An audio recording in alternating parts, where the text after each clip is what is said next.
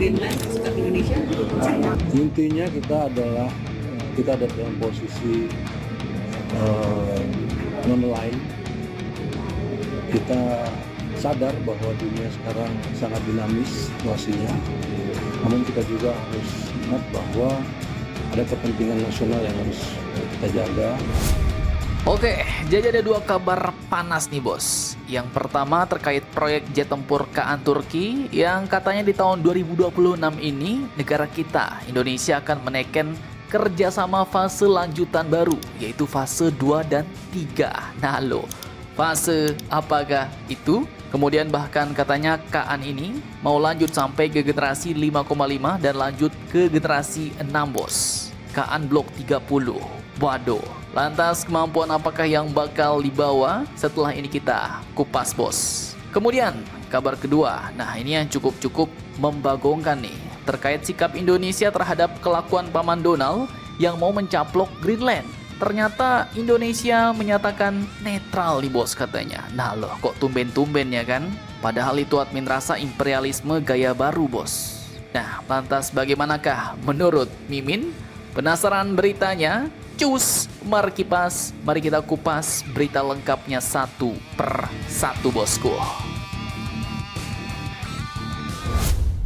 Oke, pertama kayaknya seru nih bos. Kita bahas sikap Indonesia dulu nih terhadap Amerika. Jadi kalau kalian dengar kata pencaplokan wilayah, ya refleks ya kan, kita pasti sama bos. Indonesia pasti menentang. Dan itu bukan asumsi, tapi rekam jejak bos. Saat Rusia menginvasi Ukraina, Indonesia menentang. Saat Israel menduduki Palestina, Indonesia melawan. Saat Irak mencaplok Kuwait, Indonesia menolak. Saat Crimea dianeksasi Rusia, Indonesia tidak mengakui. Jadi wajar kalau dalam otak kita bertanya-tanya, lah kok giliran Mama Rika mau caplok Greenland, Indonesia malah netral pula ya kan? Nah, tenang, jangan panas dulu nih bos.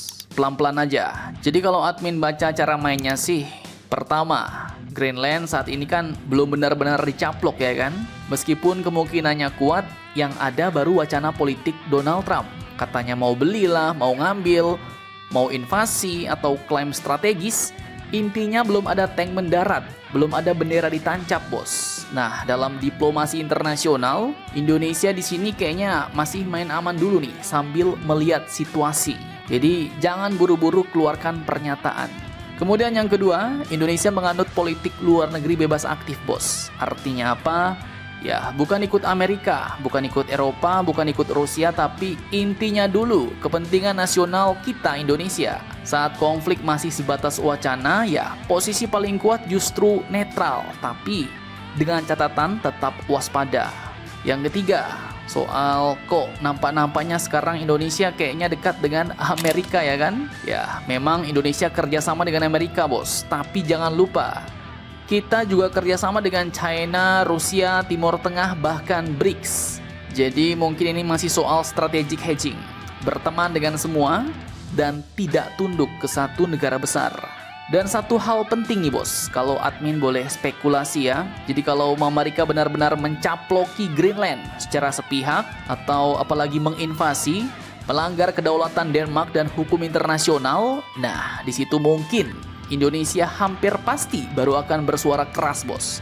Seperti kasus-kasus sebelumnya, entah itu mengecam ataupun menentang. Nah tapi admin sih masih spekulasi ya. Nah, tapi memang di kondisi kayak gini memang ada baiknya juga bos. Kita jangan teriak terlalu awal, tapi coba kita tenang, sabar, dan yang paling penting kita tahu kapan harus bergerak, kapan harus bertindak. Kalau menurut kalian bagaimana nih bos? Silahkan kalian cocor-bacor di kolom komentar.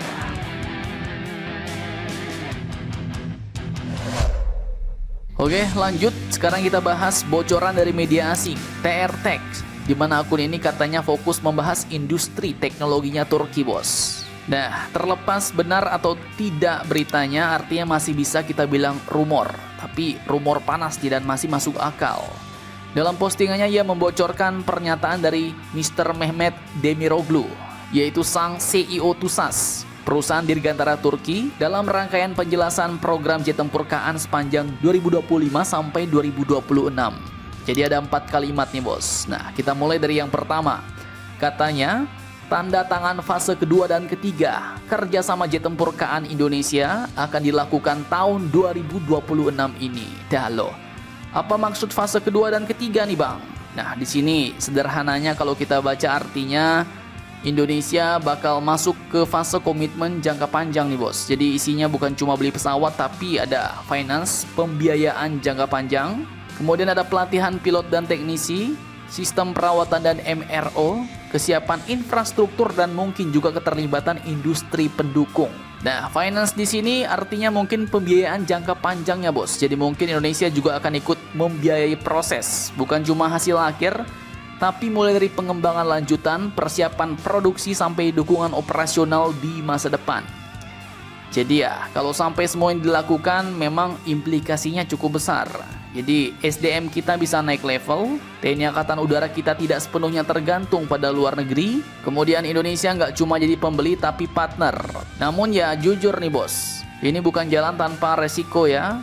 Untungnya memang ada, yaitu lebih fleksibel secara politik dibandingkan F-35. Kemudian kita dapat akses pengetahuan, bukan sekedar beli alutsista bos. Dan juga ada investasi jangka panjang. Namun, pasti juga tetap ada resikonya bos. Pertama, kita butuh konsistensi anggaran. Jangan macet-macet pula antar kayak kita bayar ke Korea ya kan. Kemudian kedua, mungkin proyek ini bisa molor bos. Dan hasilnya jelas tidak instan karena ini barang masih dalam tahap pengembangan. Jadi ini bukan soal cepat punya jet siluman, tapi soal ikut main di liga besar. Nah, pertanyaannya lagi bos, di pernyataan selanjutnya dari Mr. Mehmet, jet tempur KAN ini sudah sejauh apa dan arahnya mau ke generasi berapa nih? Lanjutkan lagi videonya sampai habis.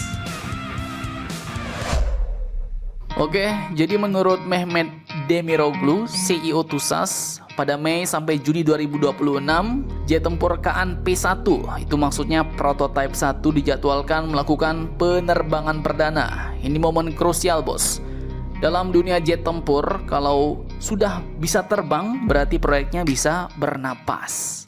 Kemudian target berikutnya tahun 2029, KAN mulai dikirim ke Angkatan Udara Turki. Biasanya negara pengembang dapat unit operasional lebih dulu bos, dan negara mitra termasuk Indonesia akan menyusul setelah produksi stabil.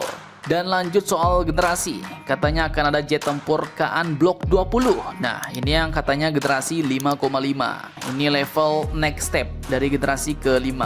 Kemudian ada pengembangan KAN ke Blok 30. Nah, ini yang bikin kening agak mengkerut nih. Ternyata mereka akan lanjut ke generasi 6 bos. Ciri utamanya yaitu bisa MAMTI, itu Managed Unmanned Teaming. Jadi punya kendali drone loyal wingman bos. Integrasi platform otonom, dan operasi udaranya pun berbasis sistem. Jadi bukan cuma ngendaliin satu pesawat bos. Nah, kemudian kunci terakhirnya ada di engine, mesin nih bos. Jadi katanya engine nasional Turki TF35000 ditargetkan selesai dan terintegrasi penuh tahun 2032. Jadi kalau ini berhasil, yowes, jet tempur KAN bisa mandiri. Tapi kalau mesinnya batuk-batuk, waduh, ya, Indonesia pun bisa ikut pening nih bos. Jadi kesimpulannya, jet tempur KAN ini bukan proyek cepat bos. Walaupun kita optimis, tapi bisa dibilang ini masih abu-abu. Dan juga ini adalah peta jalan 10 sampai 20 tahun ke depan. Jadi ya, Indonesia harap-harap bersabar. Kita doakan saja proyek dan arah geopolitik Turki tidak tumbang dan tetap berdiri tegak. Amin. Nah, jadi bagaimana menurut kalian tentang hal ini? Jangan lupa komentar, tetaplah kalian barbar dan jangan santuy terus. Demi Indonesia tangguh, salam Indomax, Indo Magazines.